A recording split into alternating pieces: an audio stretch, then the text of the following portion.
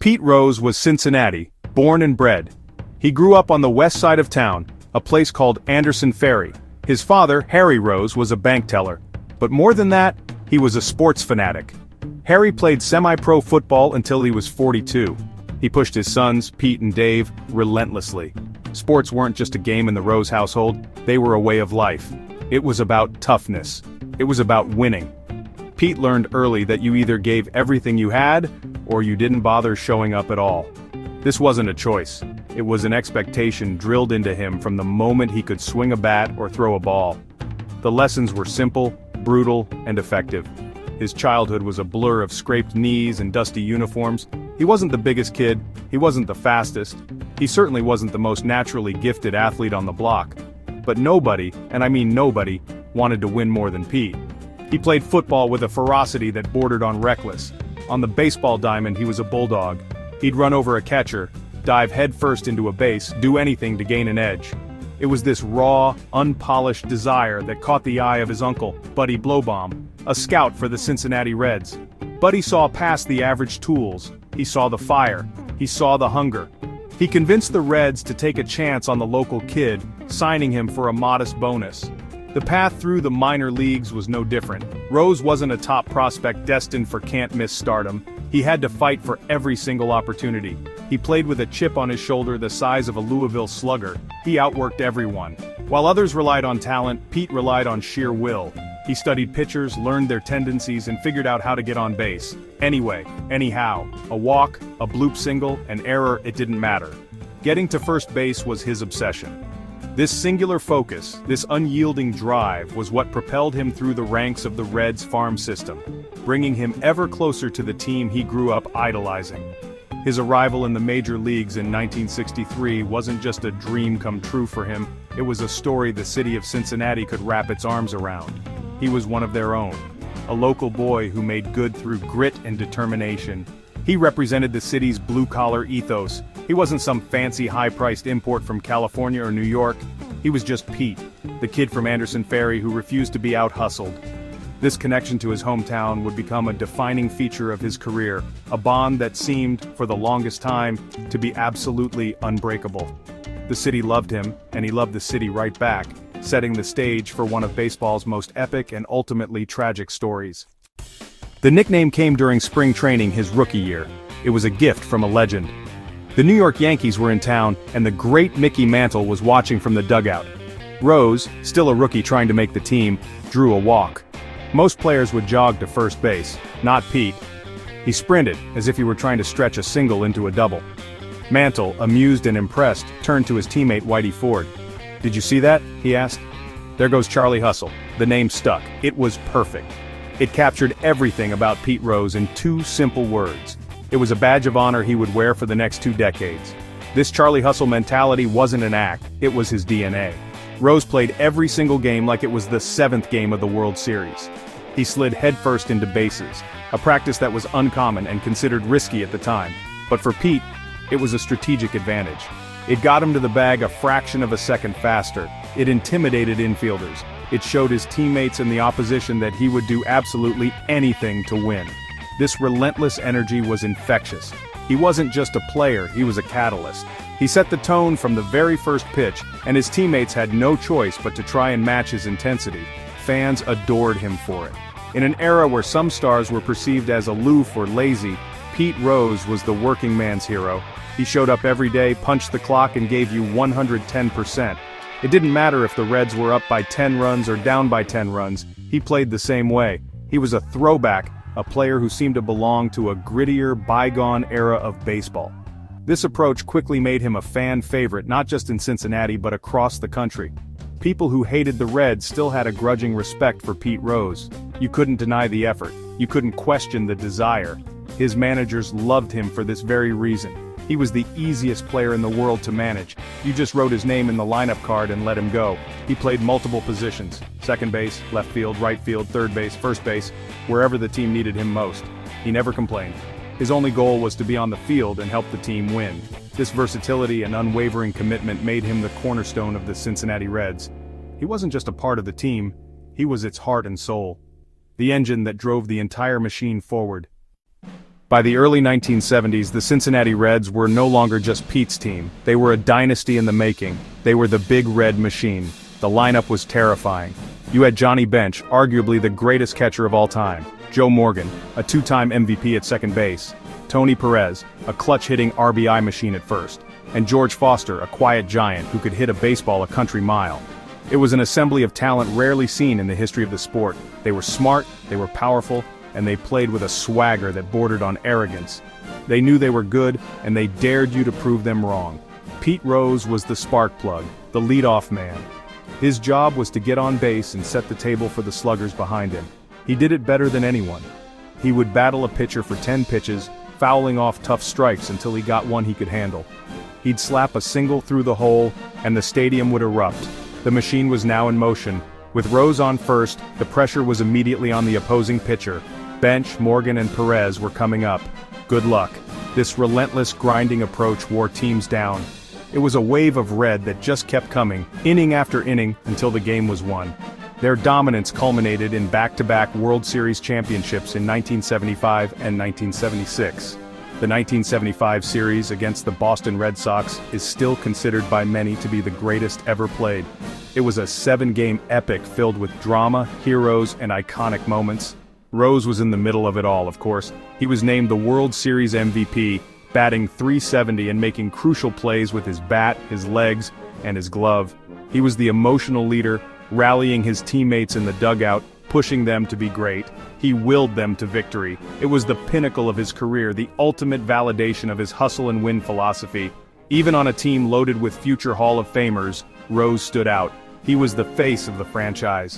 While Bench and Morgan had smoother swings and more classic talent, Pete was the one the cameras always found. He was the one giving the fiery post-game interviews. He embodied the team's identity, tough, relentless, and supremely confident.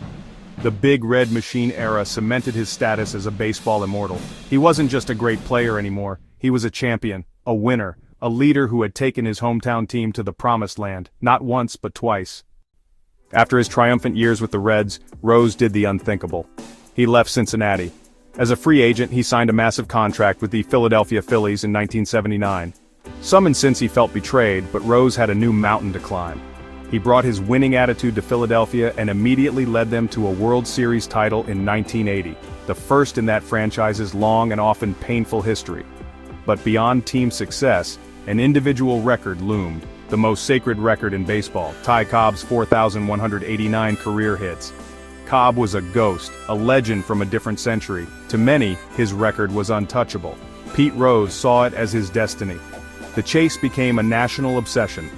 Rose returned to Cincinnati in 1984, this time as a player-manager, to finish his quest in the city where it all began. Every at-bat was history in the making. The media coverage was intense. Every night the news would lead with Pete Rose is now X hits away. The pressure was immense, but Rose seemed to thrive on it. He was 44 years old, an age when most players were long retired. Yet here he was, still grinding, still chasing down the ghost of the Georgia Peach. He was no longer the same player, but the fire, the hustle, it was all still there. On September 11, 1985, it happened. At Riverfront Stadium in Cincinnati, Rose stepped to the plate against San Diego Padres pitcher Eric Show. On a 2-1 count, he lined a clean single into left center field. It was hit number 4,192. The stadium exploded. His teammates mobbed him at first base. His son, Pete Jr., ran onto the field to embrace him. For 7 minutes, the game stopped as 47,000 fans gave their hero a deafening, emotional standing ovation. Rose, a man known for his tough guy image, wept openly at first base. It was the culmination of a 23-year journey. He was, officially, the hit king. In that moment, his legacy seemed secure. He was the personification of the American dream. The local kid who, through sheer hard work and determination, had climbed to the very top of his profession. He had surpassed a legend and etched his name into the history books forever. His plaque in the Baseball Hall of Fame in Cooperstown felt like a mere formality. It wasn't a question of if he would get in, but what the inscription would say. He was Pete Rose, Charlie Hustle, the hit king, a baseball god. No one could have possibly imagined how quickly and how tragically that perception was about to crumble. The adulation of 1985 slowly faded. Rose continued to manage the Reds, but yeah, his playing days were over. The spotlight, which he had craved and commanded for over 2 decades, was dimming. And in the shadows, rumors began to swirl. Whispers, innuendos. They started quietly at first, stories about Rose's associates, people he was seen with at the racetrack, men with questionable reputations. For a long time they were just that, rumors, the kind of gossip that often surrounds famous athletes. But these whispers refused to go away. They grew louder, more specific. They started to revolve around one very dangerous word: gambling. The baseball world was shaken in early 1989. Reports emerged that the commissioner's office was launching a formal investigation into Pete Rose. The allegations were stunning. The investigation wasn't about him betting on horses or football games. The explosive charge was that Pete Rose, the manager of the Cincinnati Reds, had been betting on baseball. And even worse, that he had been betting on his own team. For baseball, this was the ultimate sin, the one unbreakable rule. It was the reason Shoeless Joe Jackson and the 1919 Black Sox were banished for life. The integrity of the game itself was at stake. The investigation was led by John Dowd, a tough, no-nonsense lawyer hired by Commissioner A. Bartlett Giamatti. Dowd and his team began digging into Rose's life. They interviewed his associates, his friends, and bookmakers. They uncovered betting slips, phone records, and financial statements. A picture began to emerge of a man with a serious, long-standing gambling problem, a man who was deeply in debt and constantly chasing his losses. The evidence they compiled was damning. It pointed to a pattern of behavior that directly violated Major League Baseball's Rule 21, which explicitly forbids any player, umpire, or team official from betting on any baseball game. Rose, for his part, vehemently denied everything. He held press conferences where he angrily and defiantly proclaimed his innocence. He was Pete Rose, the hit king. How could anyone accuse him of something so heinous? He attacked the credibility of the witnesses against him, painting them as disgruntled criminals and liars. He went on the offensive, just as he had always done on the baseball field, but this was a different game. This wasn't about hustle, it was about evidence. And the evidence, compiled methodically by Dowd, was mounting into a tidal wave that threatened to swallow his entire career and legacy whole. The Dowd Report was the bombshell.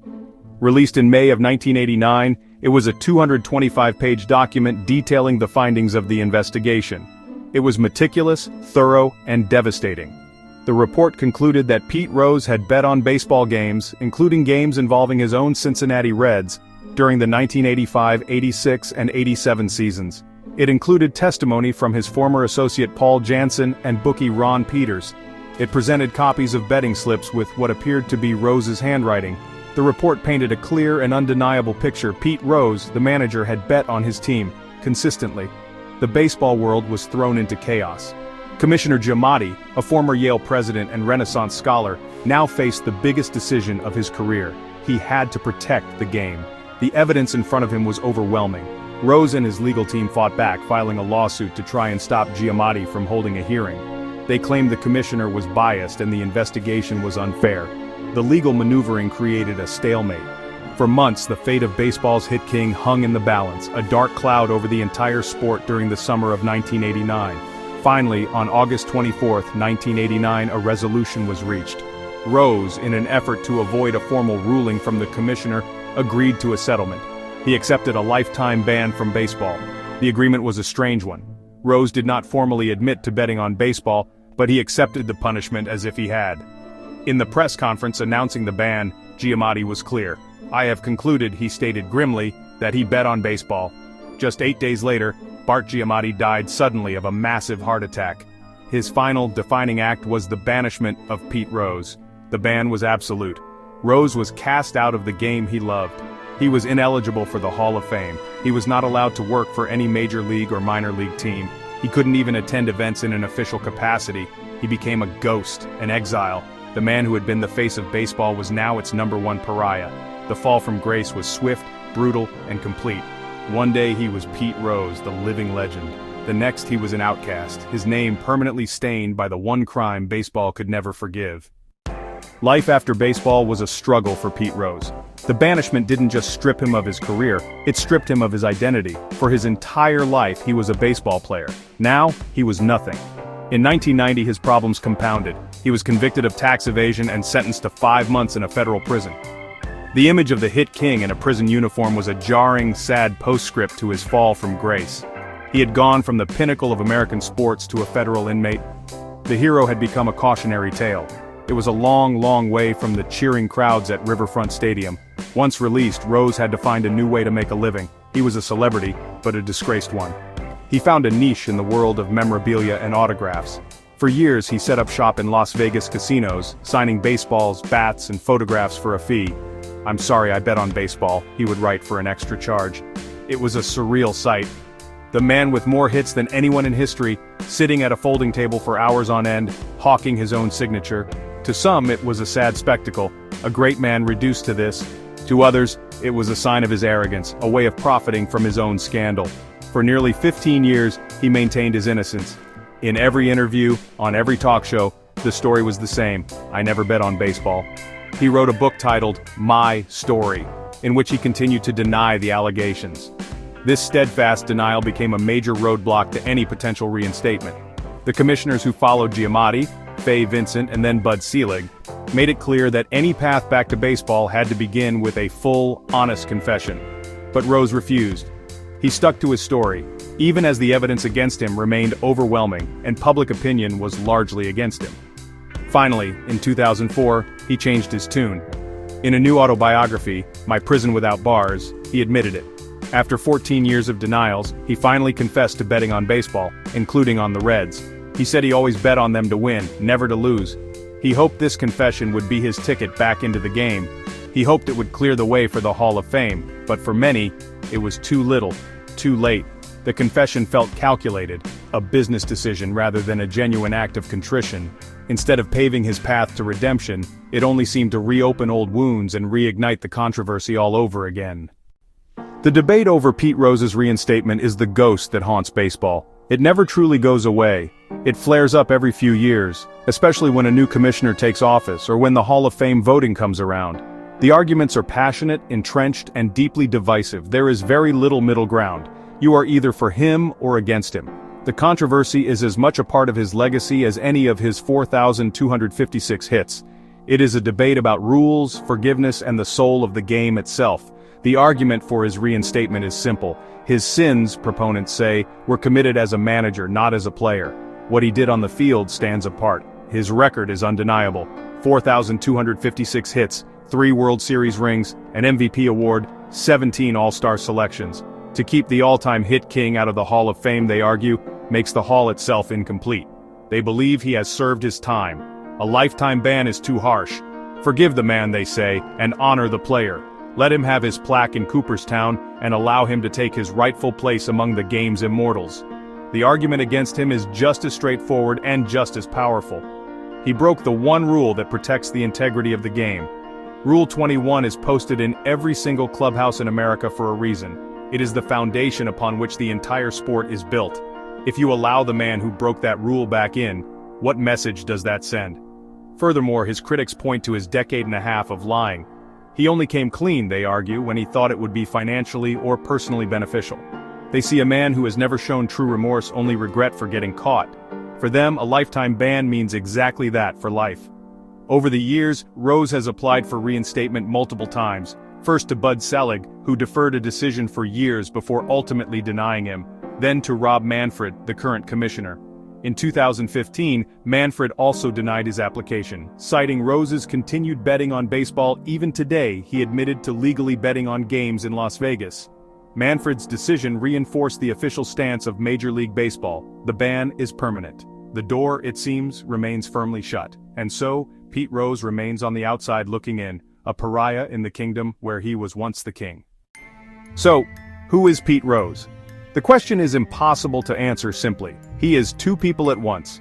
He is the gritty, headfirst sliding hero who embodied the American spirit of hard work and determination. He is Charlie Hustle, the engine of the Big Red Machine, the man who chased down and surpassed the unbreakable record of a baseball deity.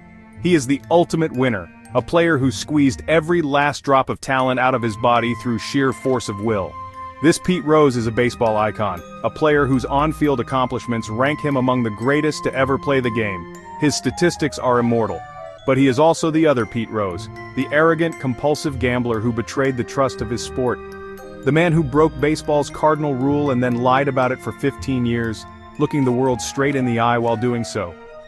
He is the exile, the cautionary tale, the symbol of a brilliant career destroyed by personal demons and hubris. This Pete Rose is a tragic figure, a man whose flaws overshadowed his greatness. He represents a stain on the game, a permanent reminder of the dangers that threaten its integrity. This version of Pete Rose is the reason his plaque does not hang in Cooperstown. His story forces us to confront uncomfortable questions. Can we separate the art from the artist? Can we honor the player while condemning the man? Baseball has chosen not to. It has drawn a hard line in the sand. The sanctity of the game, it has decided, is more important than any one individual, no matter how great his achievements.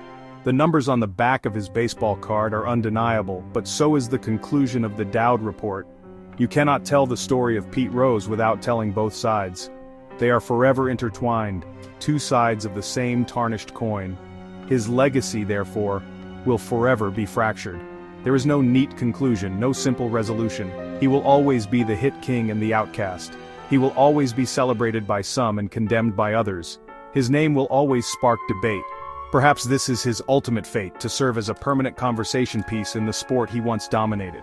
His story is a complex, messy, and uniquely American tragedy. It is the story of a man who flew closer to the sun than almost any other player, only to have his wings melted not by the heat, but by his own fatal flaws.